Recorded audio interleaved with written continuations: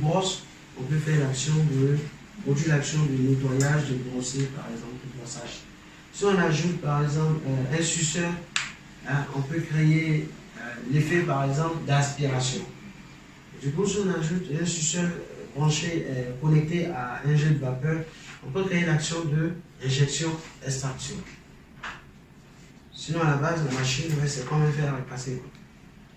Mais tout dépend. Il y a des buses qu'on insère là-dessus pour pouvoir créer un jet plutôt pointu ou 3 jets simultanés, ou encore des brosses en crâne de cheval, ou encore des brosses en nylon ou en laiton pour pouvoir créer l'effet mécanique. D'accord? Par exemple, des brosses en nylon pour pouvoir brosser vraiment des choses plus abrasives. Des brosses en crâne de cheval. Vous connaissez les crânes de cheval? Crâne de cheval. Oui. Voilà. Derrière, juste au niveau de la queue, les poils de cheval, en tout cas vraiment bien. On utilise ça pour pouvoir brosser ça. Brosser ça liquore très bien, mais alors de manière soft, quoi, sans toutefois agresser peut-être le cuir, les matières délicates. Au-delà de, par exemple, on parlait de la SP35, au-delà de rénover, par exemple, un véhicule voyageur, on peut rénover même, en tout cas, tout ce qui est automobile, quoi. Pour les bords, toutes les parties sensibles d'endommager, pardon, le circuit électrique. Cette machine SP35, elle est plutôt destinée comme ça à domicile, juste pour nettoyer son UVS. On a pratiquement les mêmes caractéristiques que celle-là, sauf qu'elle est plus spécialisée. Vous sortez? D'accord. D'accord. Donc on a la H34 UVS qui est plutôt dédié au traitement vraiment sensible dans le domaine médical. C'est-à-dire tout ce qui est bloc opératoire, salle de réanimation, urgence, salle d'accouchement et tout ce qui est vraiment délicat, quoi, qui doit contenir beaucoup de micro-organismes, de bactéries, d'allergènes, tout ça, tout en évitant bien sûr les contaminations, de par son aspirateur. Et pourquoi c'est marqué UV ici, ultraviolet, d'accord, qui assure une protection continue pour l'opérateur en fait. L'opérateur, c'est celui qui fait le nettoyage. Parce que traiter une salle par exemple de tuberculeux, on risque de se choper forcément la tuberculose, n'est-ce pas? Donc on a cette machine à la fois qui désinfecte et élimine les bactéries, mais aussi protège l'opérateur. Tout comme celle-là aussi qui protège l'opérateur, à ce niveau, il n'y a pas de protection pour l'opérateur. C'est pour ça qu'elle n'est pas destinée à ce genre là. Donc, du coup, vous avez une machine, mais n'empêche que cette même machine, vous avez la possibilité de traiter, par exemple, la cuisine.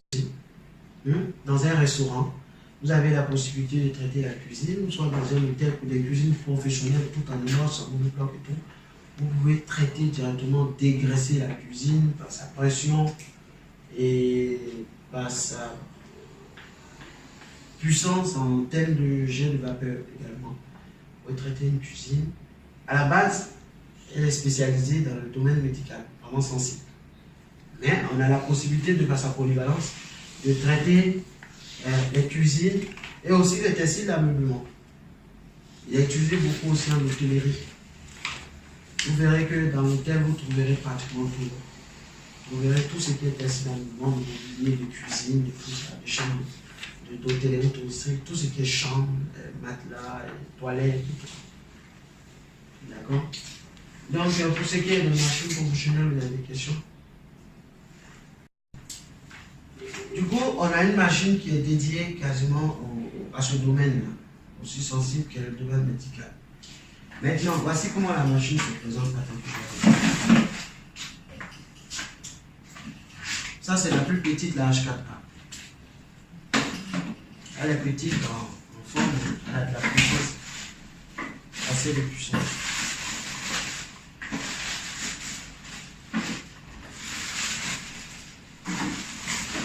Voilà.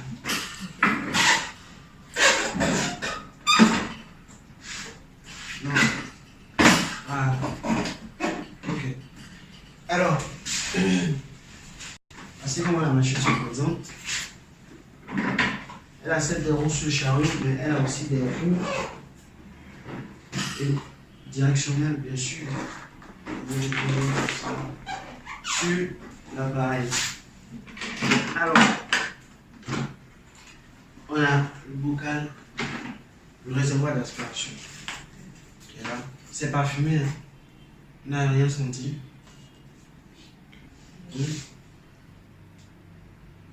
On n'a rien senti. Moi, j'ai senti quelque chose.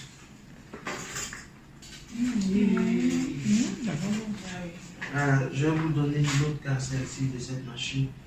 Que j'ai dû expliquer ça aux partenaires qui ne savaient pas en fait. Dans mes recherches personnelles. Alors, vous avez deux gros boutons et ensuite un bouton de réglage qui est là pour augmenter ou diminuer la pression en fonction de ce qu'on veut faire. Alors, vous avez le bouton de générateur vapeur et le bouton d'aspirateur. Dans cette même machine, vous avez un générateur vapeur et vous avez un aspirateur.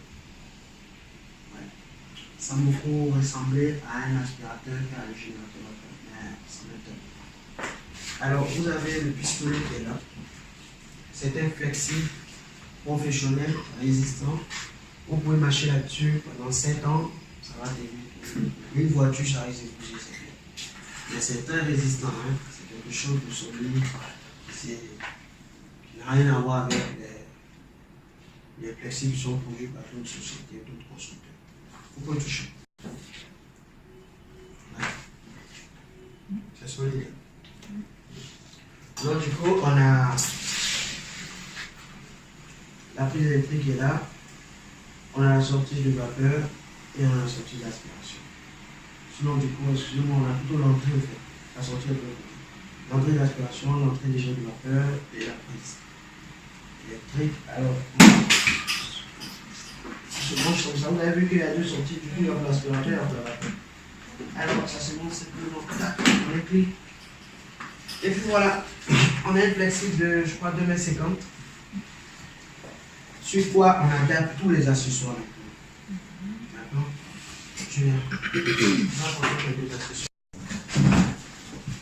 Gamme d'accessoires complète. Il arrive pour certains utilisateurs même qui n'utilisent même pas tout. Alors, si on veut effectuer, avant de parler d'accessoires, cette machine ne prend pas de détergent. Du coup, on a l'entrée d'eau ici. On a juste sur le réservoir là. Après, ce tantôt noir permet de pouvoir mettre de l'eau à l'intérieur pour produire ensuite la vapeur. Alors, n'oubliez pas quelque chose. Avec 1000 litres d'eau, enfin 1 litre d'eau, on produit jusqu'à 1000 litres de vapeur. Donc, avec 1 litre d'eau, on peut traiter toute cette pièce-là. Voilà, toute cette pièce, que ce soit le sol, et même les bulles, avec 1 litre d'eau. Donc, cette machine-là peut contenir jusqu'à 1 litre 8 ou 2 maximum. Une fois qu'on a mis de l'eau dans ce réservoir-là, on referme tout simplement et on allume la machine. On allume la machine. Je voulais faire ça juste après. Hein. Ça reste des mots, ça fait beaucoup plus esthétique que mon chariot. Donc, c'est conseillé, mais on a la possibilité de l'utiliser sans. Quand on est en altitude, par exemple, puisqu'on l'utilise pour traiter des surfaces vitrées à des vingtaines, trentaines du coup, on ne peut pas y prendre encore le chariot pour se suivre là-bas. On a une machine qui fait juste 9 kg. Lorsque on a chargé tout ce qui est de l'eau et tout ça, on fera jusqu'à pratiquement 11 kg avec son flexible. Du coup, on peut se déplacer facilement, se déporter facilement avec ça. Alors, le bouton d'allumage là. Machine allumée. Ensuite, ça c'est un bouton d'allumage d'aspiration. Mais vous avez vu qu'il n'y a pas eu de mouvement à part juste le ballon parce qu'on a un pistolet qui est là qui nous permet de commander. S'il n'y avait pas de commande là, c'est sûr que dès qu'on allume là directement dans les jubans, on met l'aspiration qui commence à faire tout son bruit. Donc si on veut l'aspirer, on a les boutons de commande ici et tout ça. Mais je viens de laisser la chaudière charger et on va poursuivre ce qu'on avait commencé. D'accord? Alors, on laisse charger.